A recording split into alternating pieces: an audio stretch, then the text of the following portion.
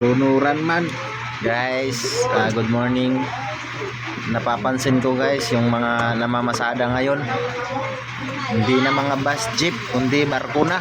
Ayan o, ribal na sa kalsada yung barko. Dahil sa bagyo guys, at laging ulan.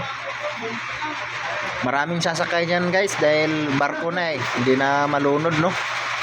Ayan o, kita nyo naman yan. Barko na ang karibal sa mga bus ngayon sa kalsada, mga namamasada no. Sana butas yan guys. Iba na talaga panahon ngayon. Wala na sa dagat, kundi na sa ano na, nasa kalsada na yung barko. Yun no.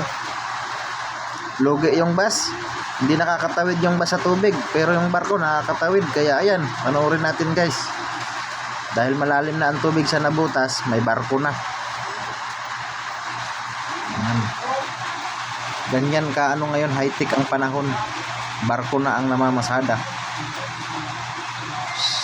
Pwede ito sa Skyway. Grabe, lupit no. Pagka hindi pa yan tumigil ang ulan dahil may dalawang bagyong parating, marami ng barko mamamasada. Ayan o.